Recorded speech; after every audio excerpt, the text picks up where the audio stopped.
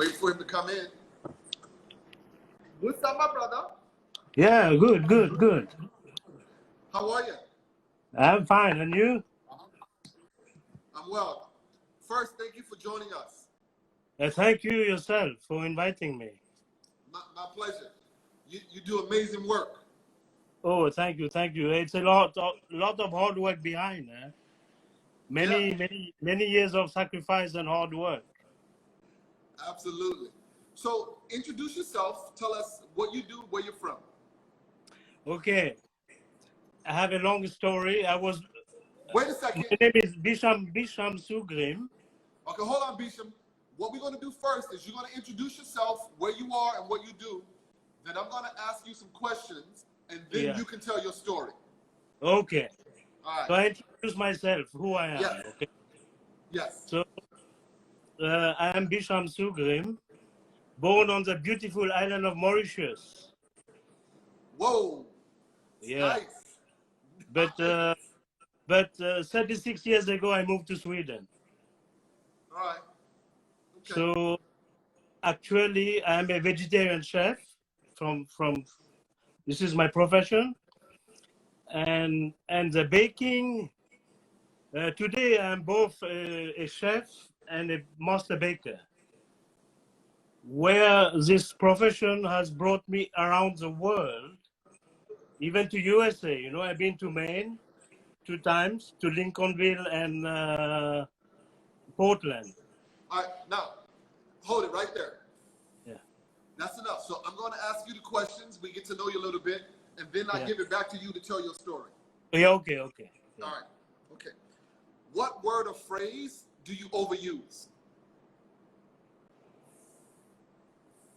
I didn't understand really. What? Okay. What word or phrase do you use a lot? Oh, baking bread, sourdough. Okay. All right. Yeah. What is your least favorite thing to do?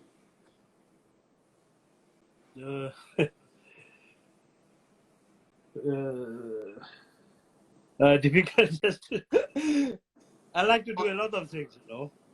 Okay. What? Driving long distance. Driving long distance, I don't like. Got it. Okay. What is the thing that you like to do most? I like cooking and baking. Okay. What is the one thing your spouse or partner would want to change about you? Yeah, probably she would like me to spend more time, not travel too much, you know, and be home. But she supports me a lot with that, you know. So that's good. What motivates you? Yeah, what motivates me, it's around all the support I get from people. You know, all the support I get, a lot of support from different people from around the world. Actually, people know who I am. A lot of them know. I've been to many countries, met a lot of people, so they know who I am. Okay. So this is what gives you the motivation, you know, when you do something good and you get the appreciation, you know. Right. And it wants to keep you going, you know. Yeah, I'm with you. You.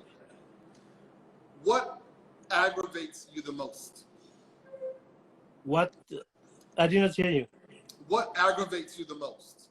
Annoys you? Oh. When people are not honest, you know. Yeah. Okay. What makes you happiest? What sound makes you happiest? Oh, the sea, the ocean. Because I'm a diver also, you know. I'm a diver also, so. Oh, wow. All right. Yeah. Okay. What sound bothers you the most? I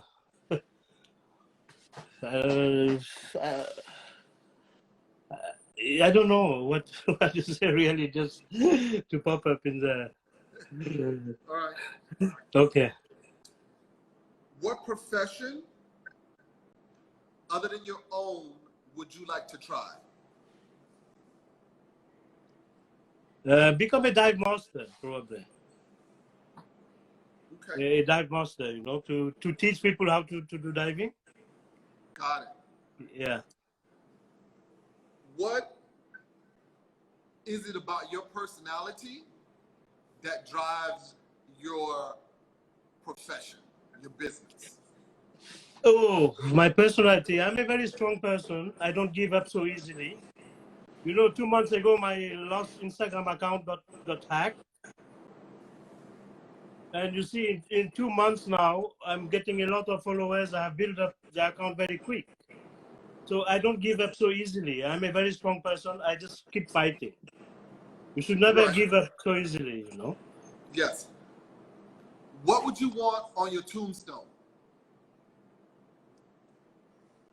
Oh, probably a good bread, a beautiful bread. I don't know. This is one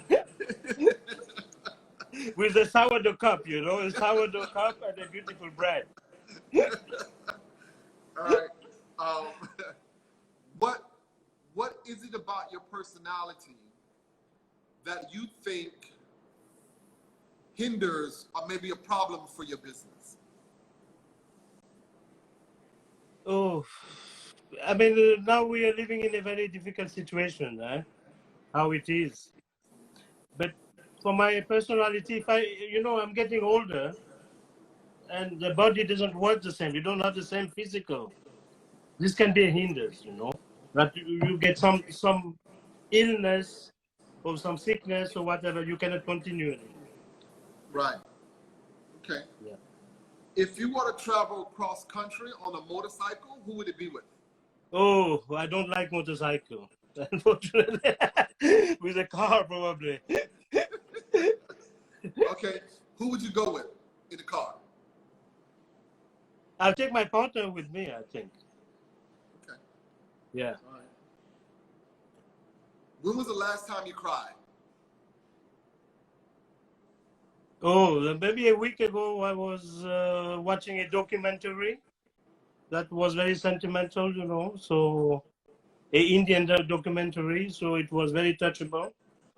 Okay. So that made me cry, yeah. All right. What impact do you want to leave on your industry? No, I want to give a good impact, you know, you see, everything that you do take a lot of time behind and many years of hard work. So this is what you want to leave. That you see, nothing comes just overnight. Huh? Nothing does. No, nothing. Just people think, okay, you do something and then just come overnight, but not. It's a lot of hard work and a lot of failure also behind. Yep, a lot of dedication. Yeah. When was the most difficult time for your business and how did you overcome it? No, actually not so much. I did not have so hard time with my business. So I'm still, even the Corona time now, I'm still doing okay. Good, good. Yeah, yeah. Who would you most like to have a conversation with? I think Barack Obama. You and me both. All right. So now we get into your journey and your story and your history. Yeah, okay. Should I tell you? Or? Yeah, how did it start? Okay, yeah. I'll try to make it. How much time do we have? Or?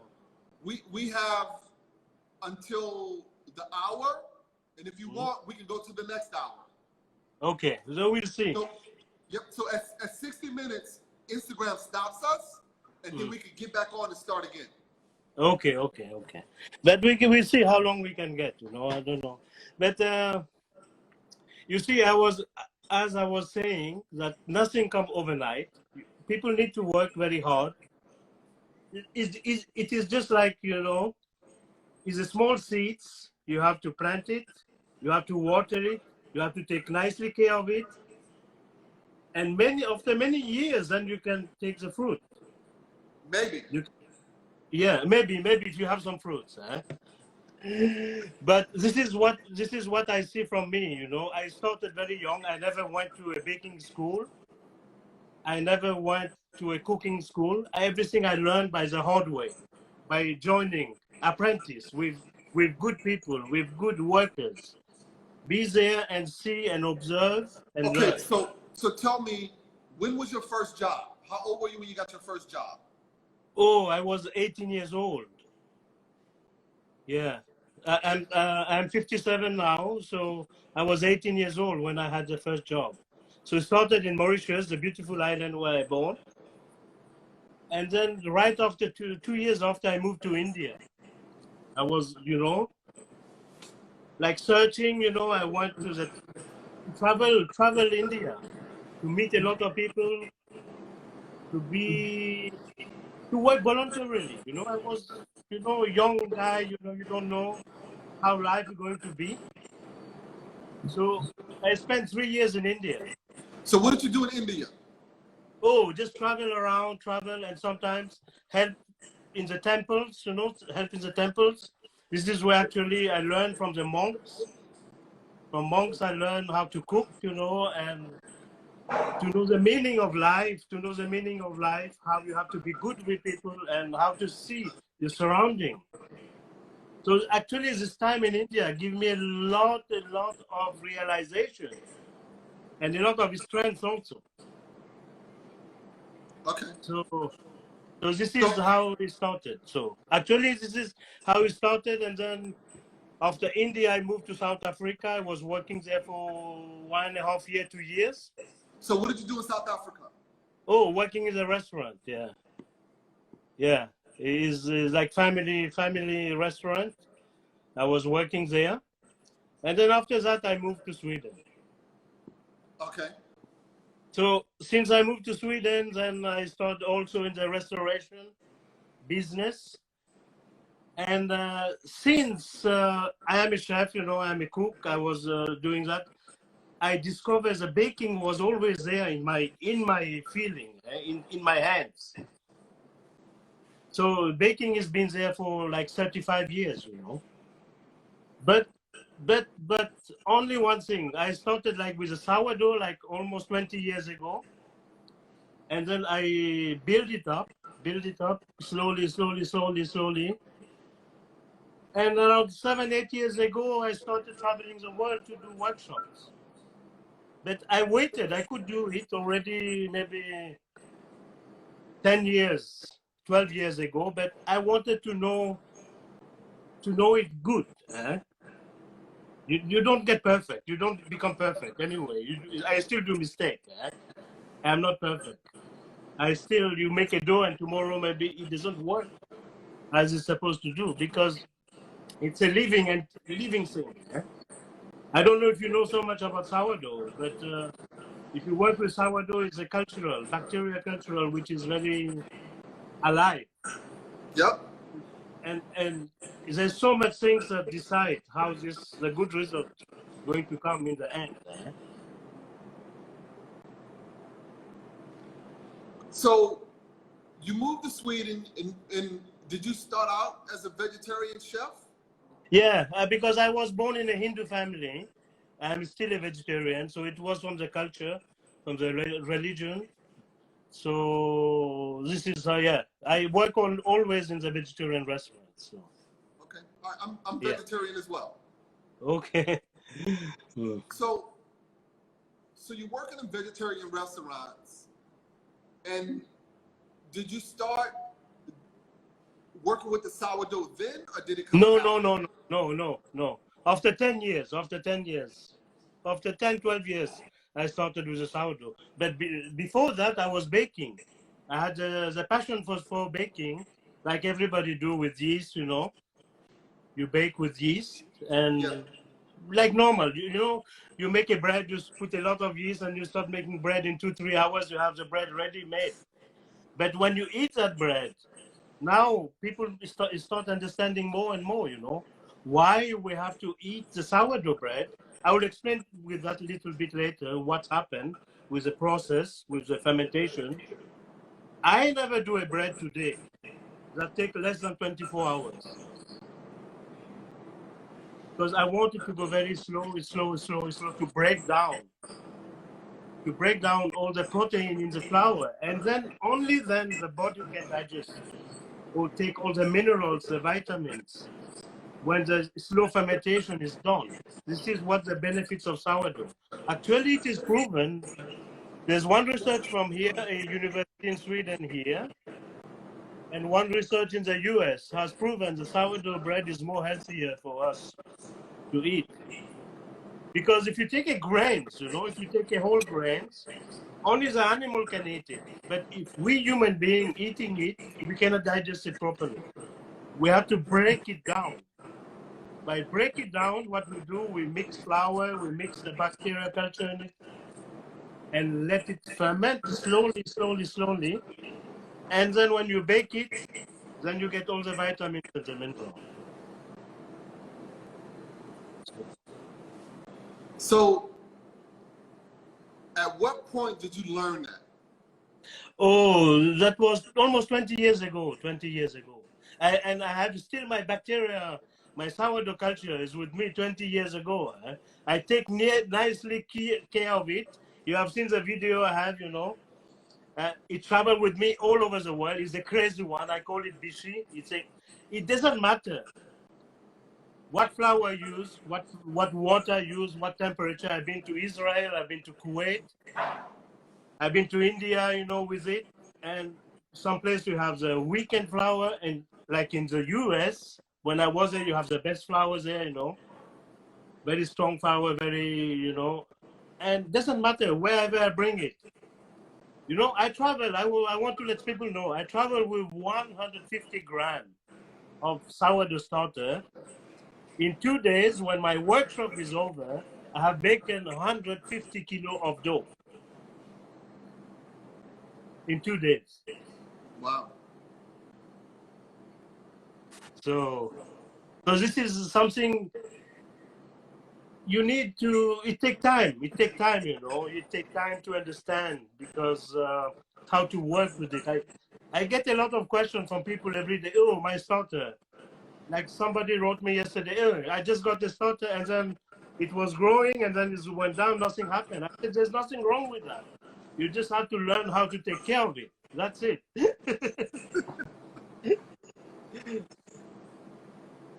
Okay, so when you started out baking bread, what flour did you first use? What grain? I mean, the normal white flour. The normal white, you have the whole wheat.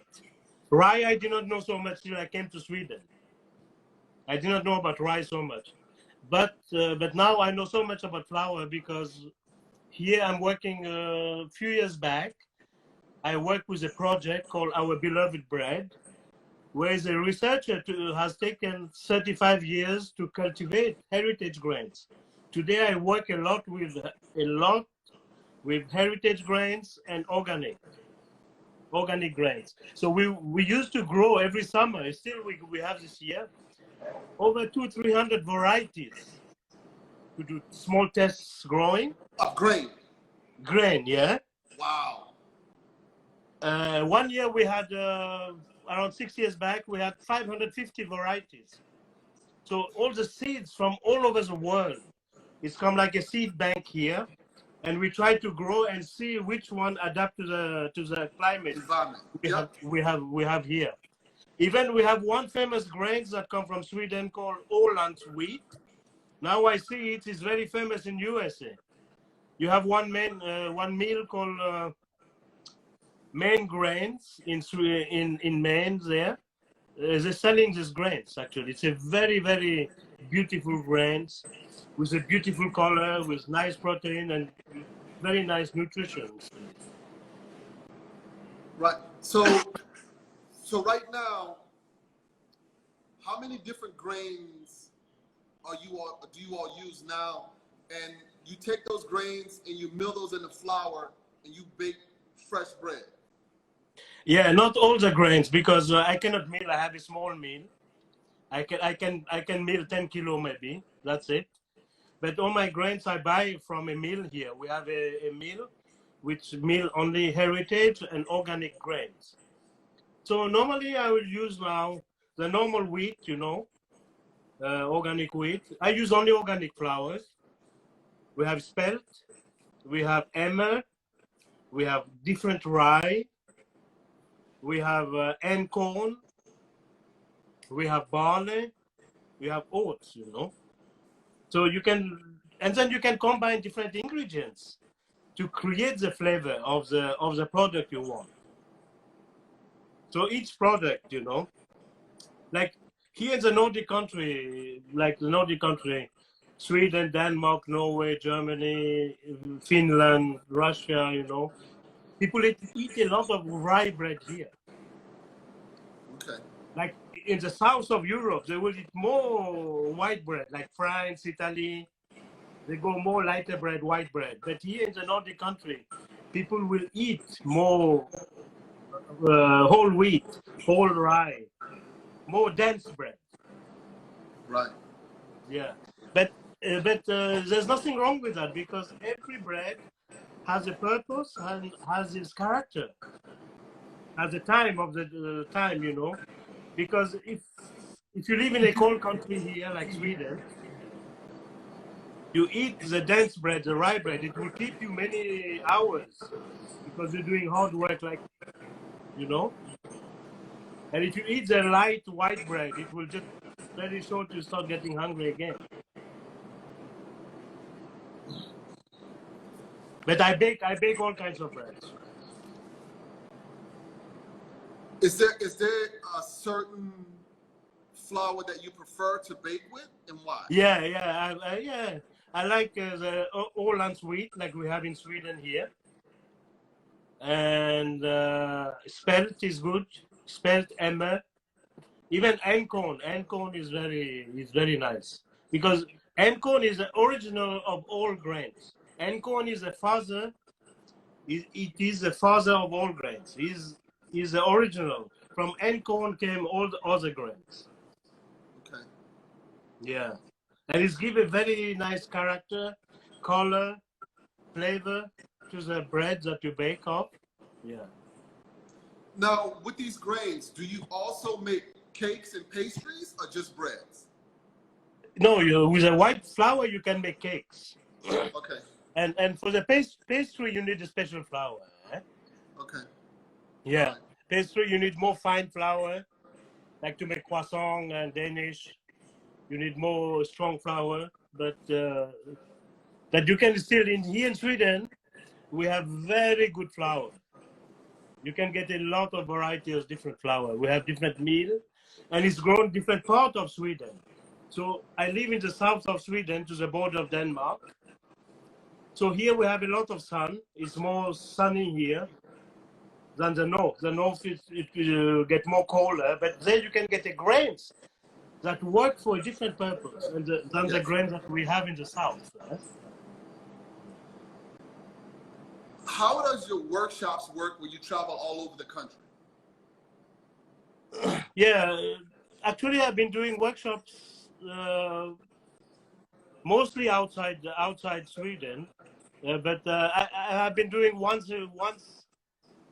in a year in Sweden. But normally I travel from all parts. You know, before the Corona thing, I was booked because I did the workshop in January, February, and March, and then the Corona came. So I was fully booked from April to December. I was supposed to come to California. I was supposed to come to Maine again. You know, I had 3 workshops booked in June. I was supposed to go to Italy, supposed to go to Holland, supposed to go to India, supposed to go to Hong Kong. So everything is just collapsed. But this is it's out of our control. It's out of our control. So. It's out of our control. Yeah. So okay, so let's tell me about a few places you've been and what you noticed with the difference in flour and methods. I've been to many places. I told you, from Israel to Kuwait to Asia to Taiwan, Singapore, Bangkok, India, Mauritius. I did workshops, and all Europe, from Eastern Europe to the whole Okay, Europe. so how did Kuwait differ from Bangkok? Yeah, Kuwait and Bangkok, they both countries don't grow grains. They import the grains. In Kuwait, they're using grains from USA, actually. They import a lot of flour from USA. And Wow.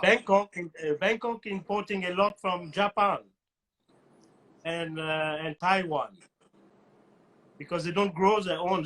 These countries are growing rice, mostly rice, in Bangkok. In Kuwait, they have no land to grow grains because it's so hot there, it's desert. Right, it's a desert. Yeah. Wow. And in India, also they have a lot of grains, but India don't have a fermented bread culture. You know, in India, you have maybe, I don't know, many different kinds of flatbreads. Yes. But is nothing fermented. But for fermented bread, you will need a more stronger flour, which has more protein that become more strong. Okay, but that's why it's easy for them to do. You make a dough, and then you start making naan. You start making tandoori bread, chapati, puri, roti, because you don't need to ferment it. Because Right. to ferment a dough, you need the flour to have some strength in it so that it can hold the fermentation. But So I have been to India 3 times to do workshops, and very nice. Even, you see, for me, after so many years of baking, I cannot bring my flour to each country I go, you see. So it took me some years to adapt with the formula, the way of working, the temperature. And still, wherever I go, if I go to the USA, I go to any country in Europe, I go to Israel or to India, I still make good bread. This is what is the most important. For me, bread is about 2 things. It's not about, mostly for me, it's about 2 things. The nutrition and the flavor. Like combining different flour, different ingredients. If you have seen on my feed, you know, I use a lot of vegetables. I can use pumpkin, I can use beetroot, I can use different seeds. I can use whatever we have, the seasonal. If you have seasonal, like in the summer now, you have a lot of different. Even I made a bread with nettle leaves. So it's just combining different ingredients to create flavor. And from the flavor, of course, you get nutrition. okay. So this is what is most important for me. What is the biggest challenge in doing what you do? The biggest challenge is because, you see, when you come to a new place, I don't know the place. You don't know how, first of all, how the oven works. First of all, the flour, you don't know how at all. I come there, you know, I can come there Friday evening, I land, I feed my starter, and Saturday morning, I have to start the workshop. So this is the biggest challenge. You don't know. But you see, after so many years of experience, you know, I've been baking for almost 35 years. So, and then you learn from a lot of mistake, a lot of failure, how to adjust, how to adapt, how to. I went to one place, you know, I went to Israel one time, and it was like for home bakers. It was very simple adjustment. We were doing the bread in the garden, but still we made good bread. You just have to adjust to the place, to the equipment. If you have your hand, you know, you can mix nice dough. I can mix a lot of dough. I can mix 20-kilo dough with my hand, no problem.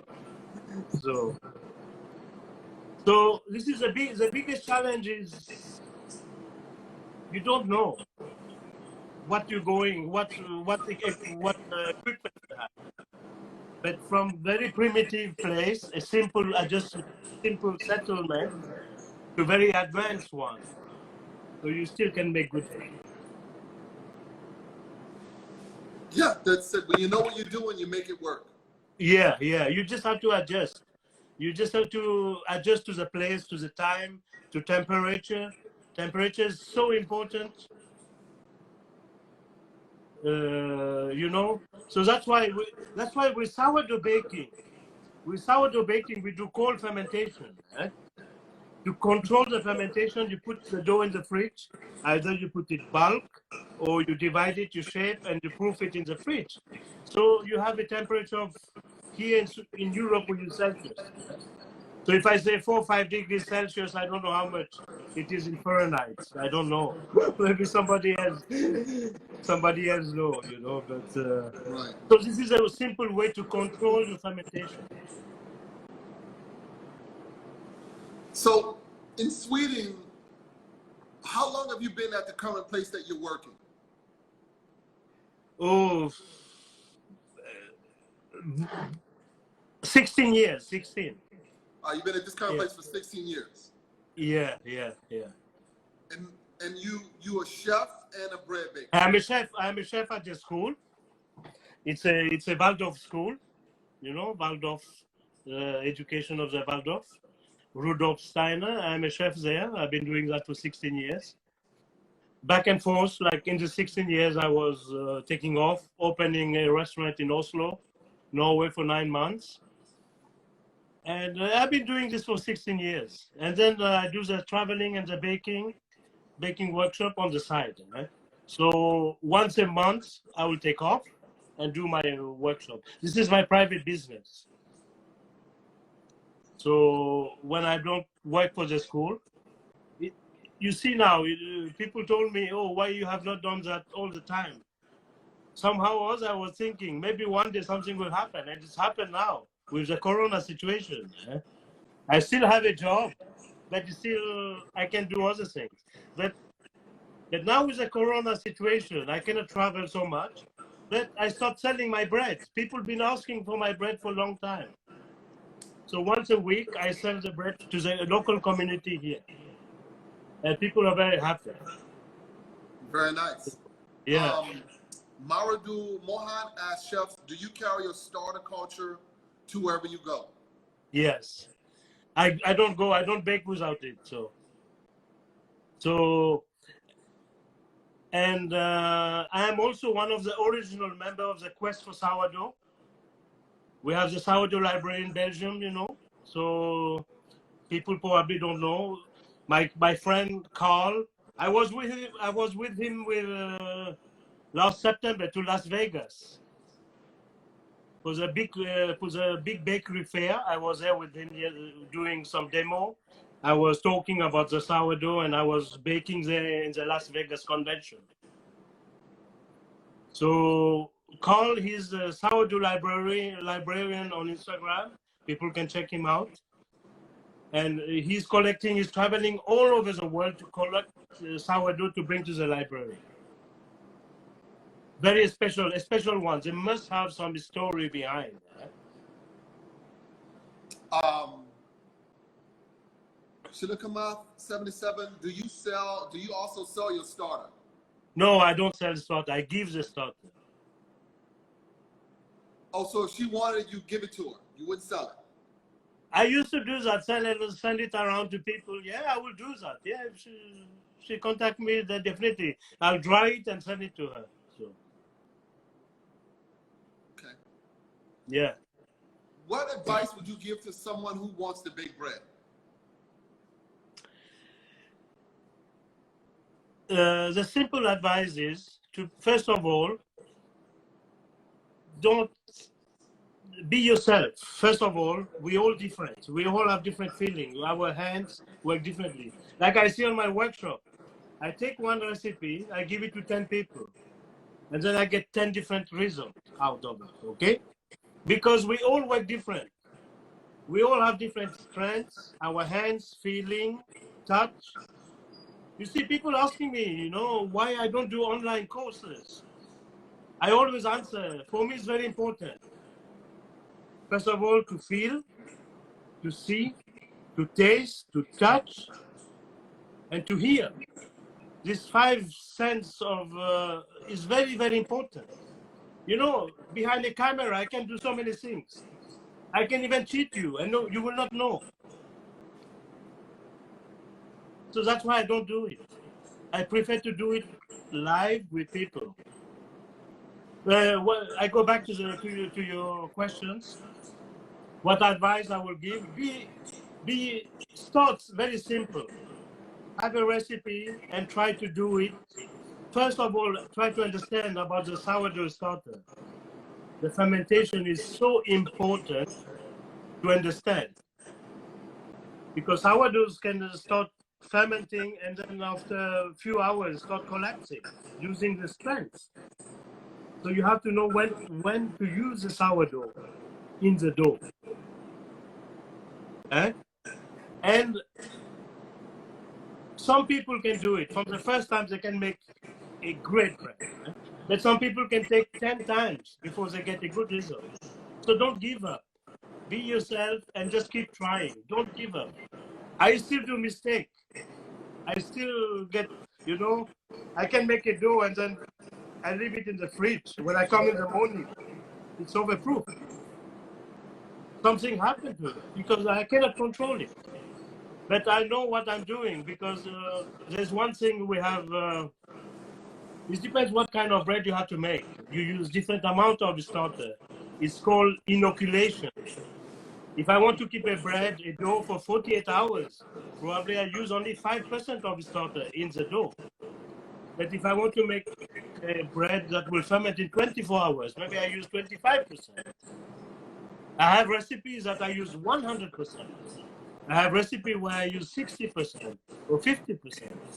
You see the bread with the big holes I have. The big bread with big holes, I use 60% of starter in it. So this is, it takes time to understand. Actually, sourdough baking is like a science. You cannot just follow a recipe, you know, be square in your head. Okay, I have to do this, I have to do this, I have to do this. Because it will not work this way. Because you need to understand the water temperature, the temperature, room temperature, the fridge temperature, your hand. You know, your hand can warm up the dough also. It can make it ferment quickly. Yep. There's so much things involved. If you mix in a mixer, the friction of the mixer also warm up the dough. So it's so many puzzle pieces that you have to put together to understand what's going on behind, really. Yes, it's a lot of steps. Yeah, yeah. But don't, I will tell people, don't give up, don't give up. Just keep trying, keep trying. Some will do it in 1 time, 2 times. Some will take 10 times. But don't give up. The most important, especially for home bakers, in a situation where we are today, the most important thing, why we want to bake. We want to bake because we want to eat good, healthy bread, first of all, or to give to the family. But today I see so much Instagram going on, you know, people baking like mad, just take a photo and post, you know? So. What is next for you? Where do you want to go next? What would you like to see happen in the bread industry? My personal philosophy is that's why I do workshop. I do workshop because I want to teach people in a very simple way to make good and healthy bread. I want everybody to be able to bake bread, because not everybody can go buy a bread. Like in Sweden here, we sell 1 kilo of bread for 10 euros. Okay? So not everybody can afford to buy a bread for 10 kilos, but they can buy 1 kilo of flour and make 3 breads. Okay? Just with the little simple steps you just follow, especially with sourdough bread, you don't have to wait. You can mix the dough, take 15 minutes, and the rest, the time will do the job. And then when you bake it, of course, you have to watch it for 35 to 45 minutes. But time do the job with the sourdough baking. With a few steps, with a few rules and steps we have to follow. So we have another question. Yeah. Chef, most domestic ovens have a maximum of. Hi, Bogdan. Sorry. No, you're good. You're good. Chef, most domestic ovens have a maximum of 230 degrees Celsius. Is this still possible to a great bread at that temperature? Is it still possible to bake a great bread at that temperature?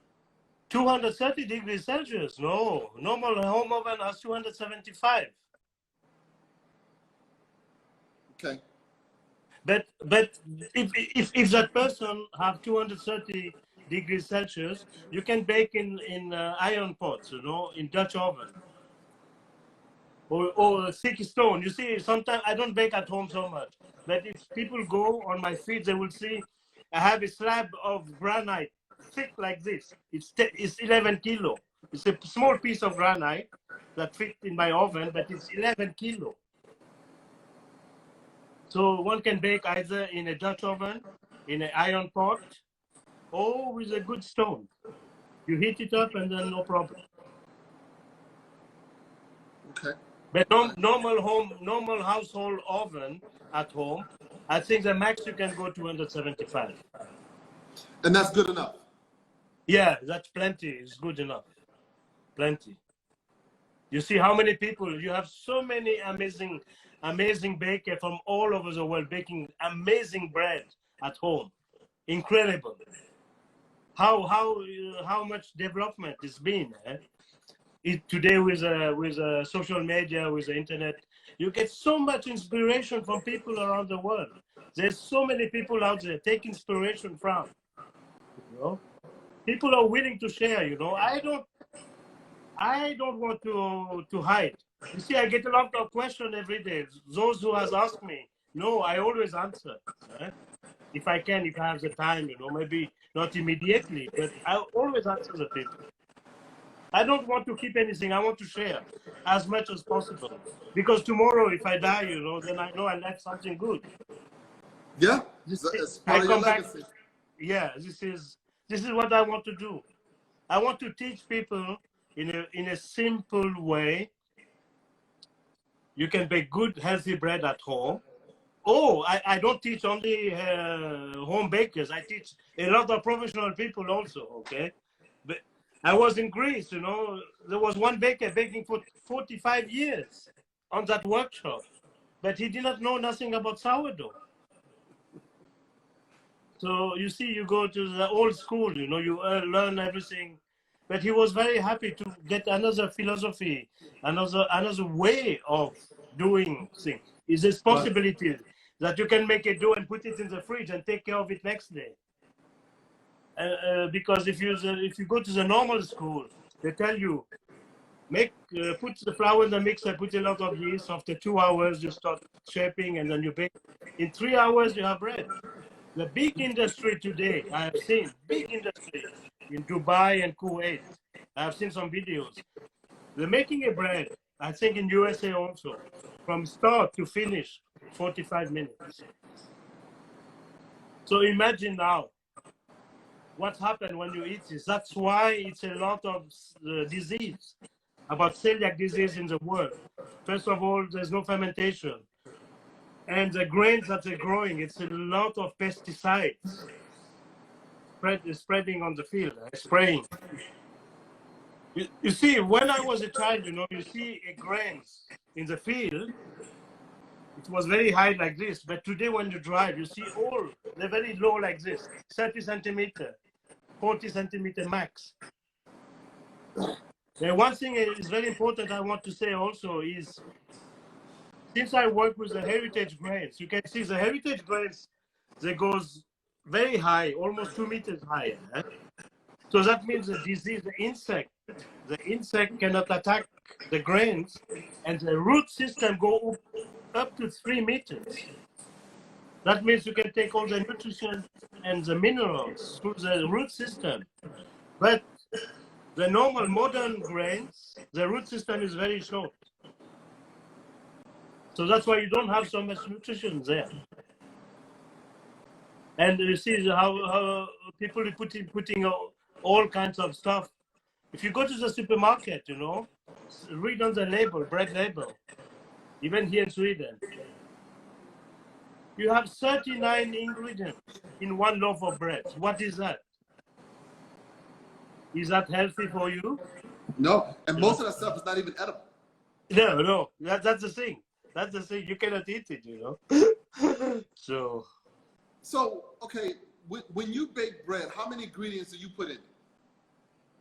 Normally you will have only 3 ingredients. If I bake a plain bread, okay, flour, water, and salt. That's it.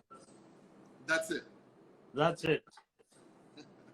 Because the starter is made from flour and water, okay? So you know the starter is flour and water. But to bake a sourdough bread, you just need flour, water, and salt.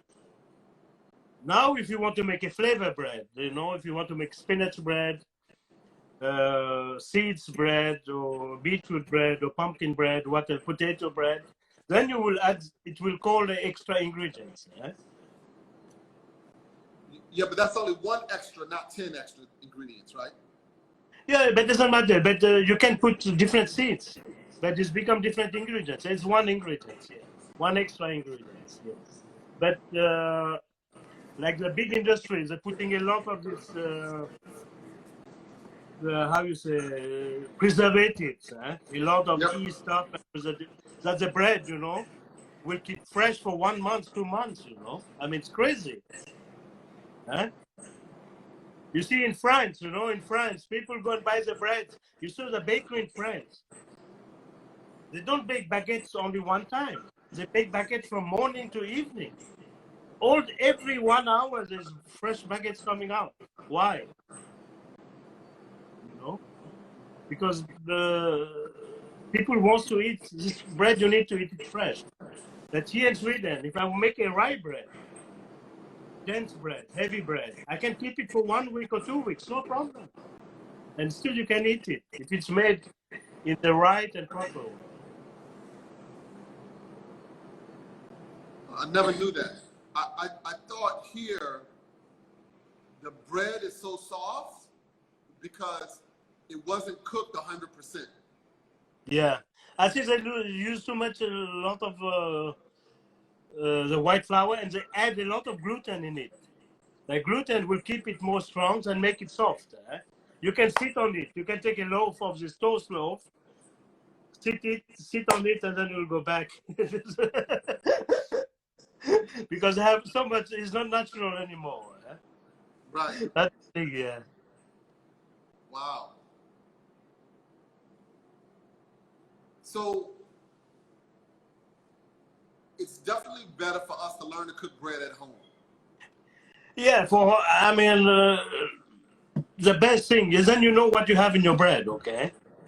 That's one thing. And then it's amazing. We can see the bakers society community today in the world.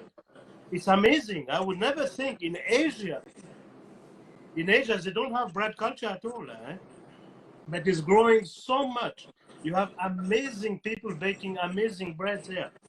I have a lot of my friends. I have many people that have been to my workshops there in Singapore and in Taiwan, you know. Amazing breads. People, they get so much inspiration today from the internet. You have YouTube, you have Instagram, you have Facebook, I don't know what more platform you have, but people are sharing so much, and the inspiration is just there for free. Just take it. Take as much as you can, you know. Take a little bit from there, a little bit from there, a little bit from there, you know, and make it to your own. In the end, a recipe will not work because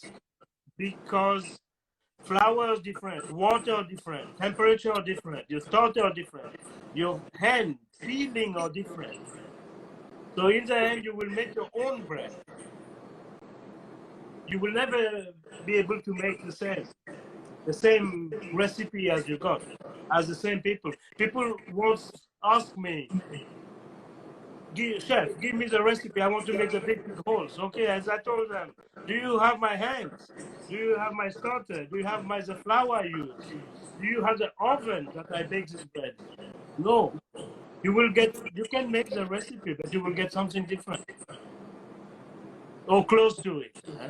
The same. You can take a recipe and bake it 5 times.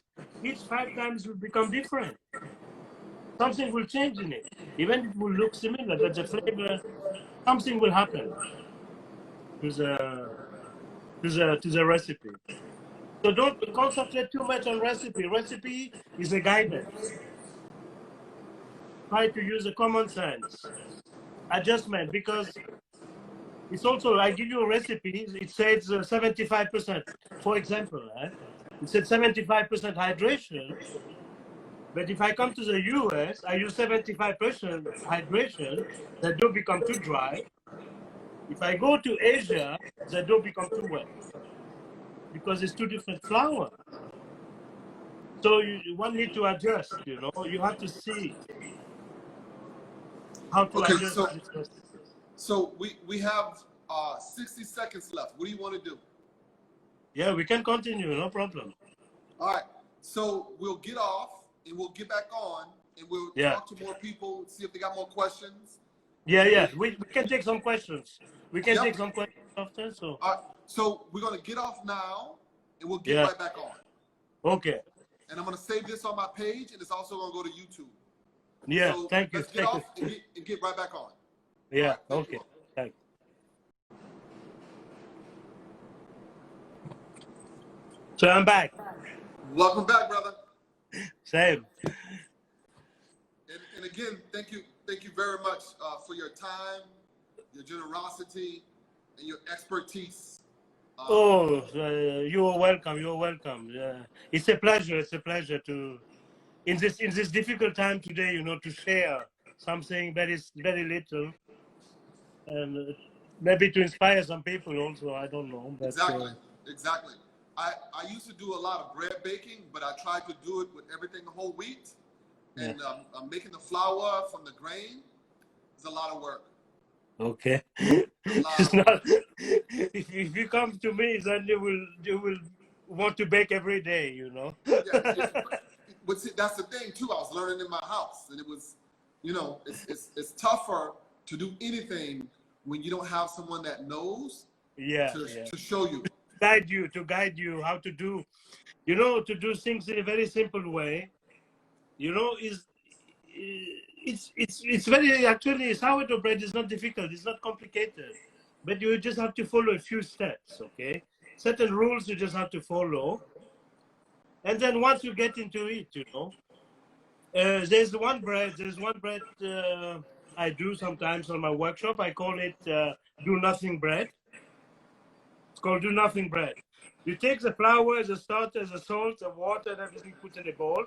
You take a wooden spoon, you mix it, you can count. 1 minute, 1.5 minutes is done. That's it. Maybe max 2 minutes, okay? It's done. Then time will take care of it. What you have to do is stretch and fold every half an hour to build strength in the dough. After 3 hours, you shape the dough. You put it in a Banaton and you put it in the fridge. Next morning, you put your oven on and you bake it. You have wonderful bread. This you should do a workshop online. Yeah. Okay, we have a question. Yeah. Chef, do you suggest adding wheat gluten powder to flour to add strength to it? Is it not possible to find good quality bread flour here in India? No. I've been to India. Do not add gluten. Gluten is poison for me, okay? Use what you have naturally. You're getting the naturally grown flour. Try to make the best out of it. Don't add gluten. So, as I said earlier, we want to bake bread. Why we want to bake bread? Because we want to eat. We want to eat it, first of all, okay? And give to our family good bread to eat. But still you can make good bread with the Indian flour. I have good friends in Bangalore. They have bakery. They have a home artisan bakeries. They're making wonderful bread. So with a weak Indian flour. So it's not a problem. I would not suggest to add gluten. I don't like gluten, to add gluten in the.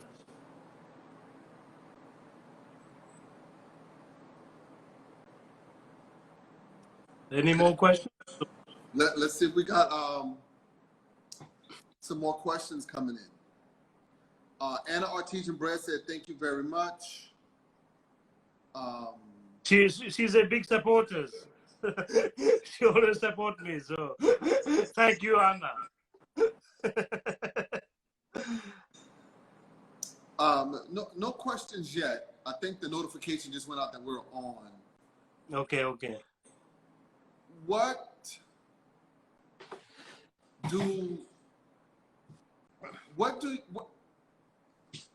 For the home baker, what bread should they start with? Should they start with a sourdough or something like your do-nothing bread?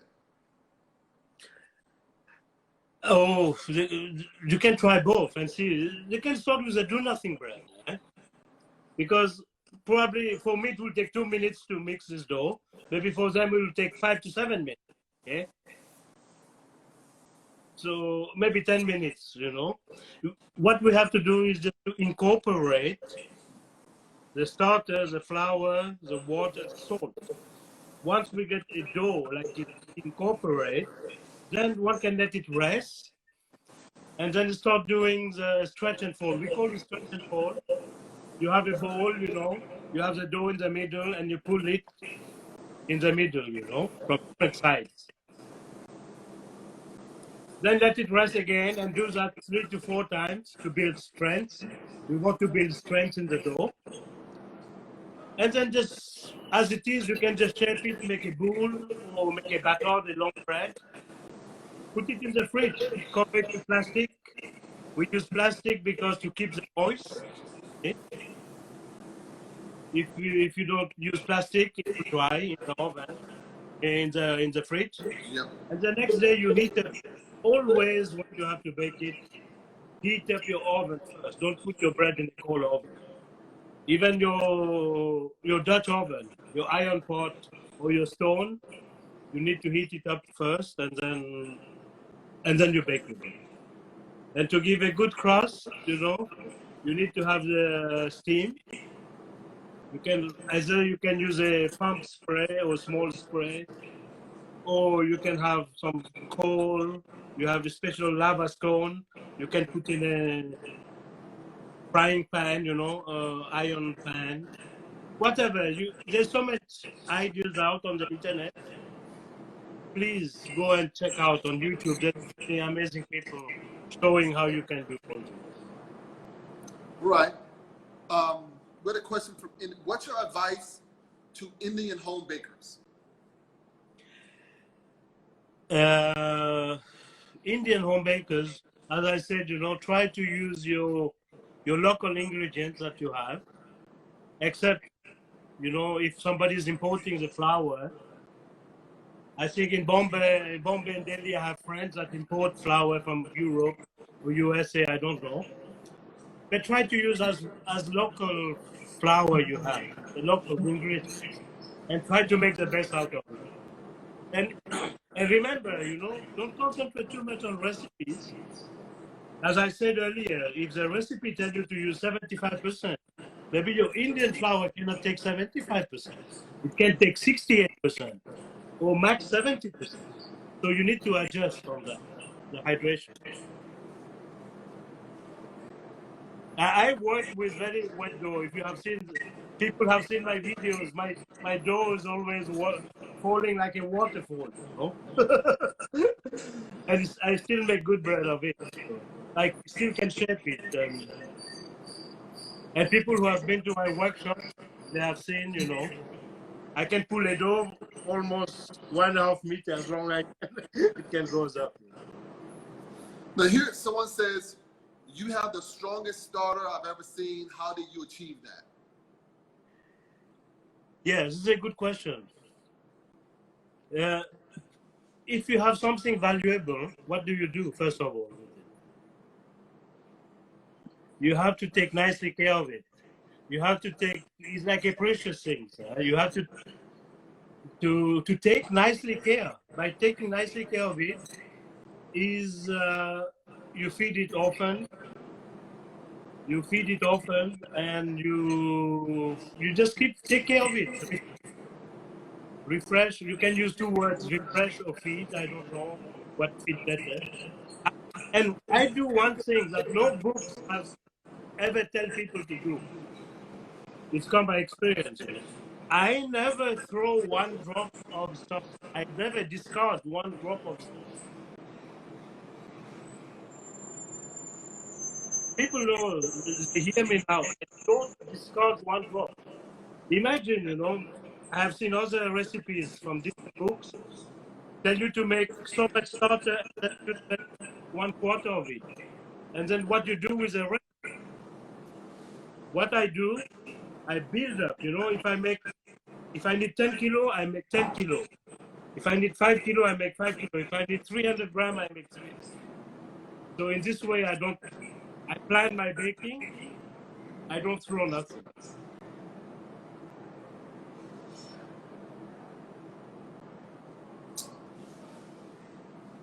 Someone asked,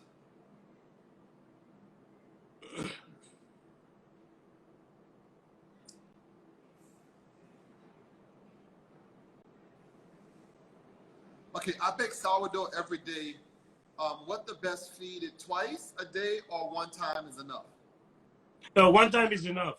But I personally like to use a young starter. What I call a young starter is I will feed it 1 hour before I bake. Okay, because as I said, I don't throw a starter. I don't throw any starter. So I have the amount I need.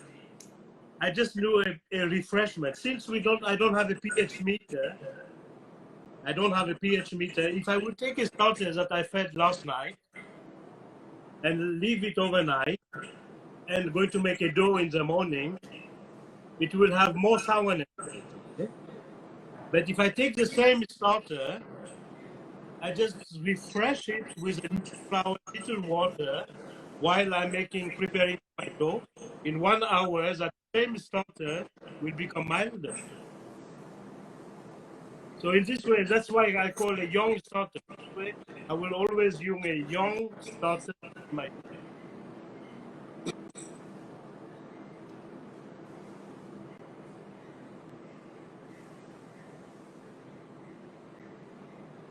If anyone else has any questions, let us know. Put them up there. Yeah. Just come up with a question. So now is the time. Yeah. So, where would you like to go first when quarantine ends? Oh, there's so many people waiting for me. I think Singapore. That's where you want to go first. Yeah, definitely. I go to Singapore. Singapore or India, I don't know. One of these two countries probably will be. Right. Yeah. Is there anywhere in the world that you like visiting? Yeah, I've not been to South America, so I would like to visit South America. So I've not been to Australia either. I got a lot of it. I was supposed to go to Australia also this year, but with the corona situations, everything just collapsed. Everything changed. Who will think of that? One virus will change the whole world like this. The whole world. The whole world. So what's it like there being in quarantine with the virus? Here in Sweden, only country in the world, nothing happened here. It's like normal. Even in the worst time of the heavy, all the restaurant was open, all the bars, and they tell you to take self-responsibility and keep your distance. We don't wear masks here. Nobody wearing masks here. But I don't know who is right, who is wrong, but we try to self-discipline ourselves. So if you go to the shop, you follow the rules. You keep your 1.5 meters. Of course, not everybody doing it, but unfortunately, like the beach now, it's summer here now. You see the beach, it's full of people, so it's everywhere like this. I think it's Yes, people don't care and they should. Yeah. We want you to do a sourdough video from A to Z in one video. Sourdough from A to Z in one video. Can you do that? In one video, but you need time. How to start? You will need time because you will need 12 days to make from start to finish. A starter, you need 12 days, minimum 10 to 12 days. Maybe that could be a 12-day video for you. You start with the first process. Next day check in. Second day check in. Yeah.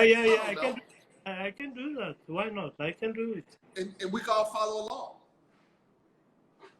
Yeah, you see, I'm not so good with how is the technical stuff. You see, I had so much trouble to get into you. But it's good now. You figured it out. Yeah. So I just need to find a good I can film for my camera. Probably I'll do that. I'll make a starter. Yeah, so, I think that'll be nice, and we can follow along. Yeah, and the starter, my starter, I have it. I got it from a German master baker. I don't know when he went to the school in the 70s in Germany. I got it from him, and for me, I have it for almost 20 years. I'm taking care of it. 20 years, and it traveled all over the world with me, wherever I have been. And many people have my son have a lot of children and grandchildren. I was about to ask, did you keep your kids as close as you keep your starter? Yeah. Oh, my kids, I love them. I have 3 kids, so I love them too. They're not small anymore. My oldest son just turned 30 last week. Wow! Congratulations. Yeah. Do your kids bake? I teach them, but no, not really. Not really, no. I have shown them how to make it, but they tell me, "Oh, Papa, I have killed the starter." That's the thing you cannot do. You cannot kill the starter. People tell me I have killed my starter. I don't think you can kill the starter. I think it's come to a certain point where it's go to a dormant, how you say, a dormant phase, it's not active anymore. That's why it's very important to fix. You see, now I'm not home. I'm at my partner's place. My starter traveled with me. Just wait.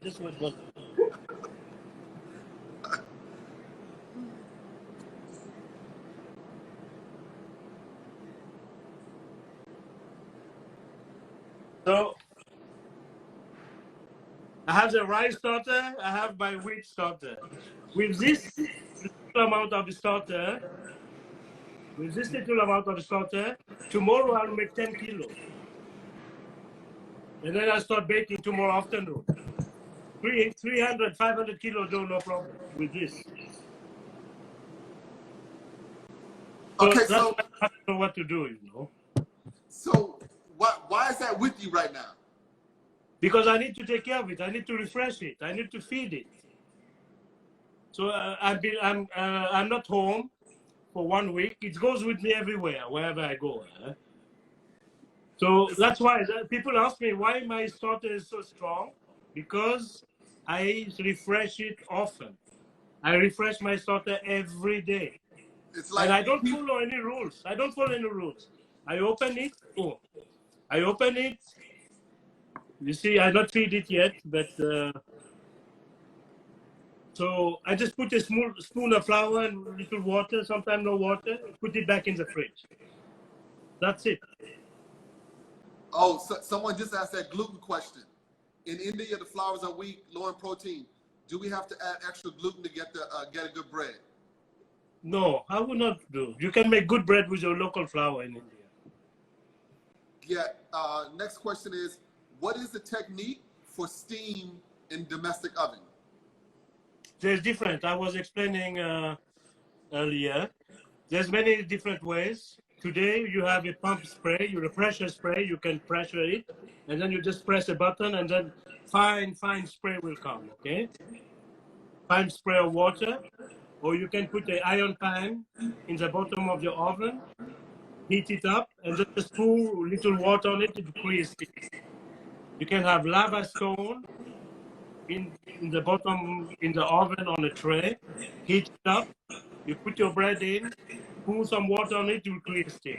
So there's many different ways. Check YouTube, check it on internet. There's so many great people, home bakers outside showing how to create nice steam. What if you're not baking every day? Do you still feed your starter every day? Yeah, I feed it every day, even I'm not baking.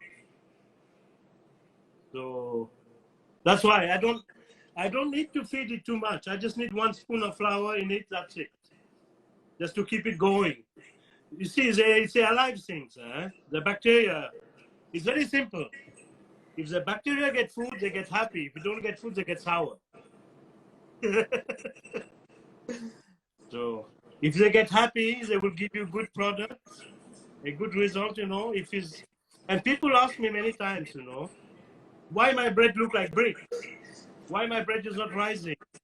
Why my bread is not, because first of all, if you don't have a very active starter, your bread will not rise, you will not get a good bread. That's why you need a very active starter.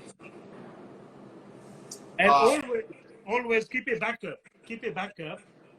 You can dry the starter on a parchment paper, take a little starter, spread it on the parchment paper. After a few hours, become like flakes, like chips flakes. Dry it, is dry. Make sure it's dry completely. Put it in a glass jar and keep it. It will keep for years, And then you can bring it back to life again, putting some warm water and some flour, and the bacteria is gone dormant in the dry starter. It will bring back the life again in the starter. So it's a good tips. Always keep a backup of your dry starter. All right, I'm gonna go home tonight and get my starter going. Yeah. Is it better to bake the bread in a pot with the lid open or closed? In the beginning, close. After middle of the baking, take it out. Or sometimes I just take the whole bread out, put it on the stove. So in the beginning, because it will create the moist and the steam to give the bread in a good crust. That's why you bake it in a pot with the lid on. So after 20 minutes, 30 minutes, then you take it out to dry the bread, because then you want the crust to dry. So that's why.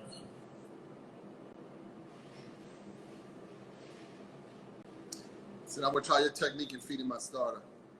Okay. Muslim Azizo, hello. So, Chef, thank you very much. Oh, thank you so much, Robert. I appreciate your time, brother. Yeah, thank you so much. Maybe we can do that again sometime. Absolutely, yeah. As soon as you get on the road and you travel, we can do it from the next place you go. Yeah, okay. It will be next year. This year I don't plan to travel. All right, now, okay. Shalaka Math, any tips for good sandwich loaf? Good sandwich loaf, you use mostly white flour, and yeah, it's difficult to explain, but very simple. Just follow the simple recipe. I think you need more hydration to keep it soft, or you can sometimes put oil in it. And if you want to make it more softer, you have to use the tanzong, the Japanese way. cooking some flour and water to make a glue, and then you add a certain amount of this in the dough to make it very soft, to become very nice sandwich. All right, cool. People can ask me some questions, on my message on Instagram later. Yeah. So Yeah, you can send them questions at any time. yeah. Again, thank you, brother. No, thank you, brother. Thank you so much. Take care. It's a pleasure. And thank you all for tuning in all It over was the very world. nice. It's my first time I'm doing this, so now I know how it works. Yeah. Now you know. Okay. Do it more. Yeah. All Yeah. right. Thank you so much. Thank you all. Yeah. Thanks. Bye.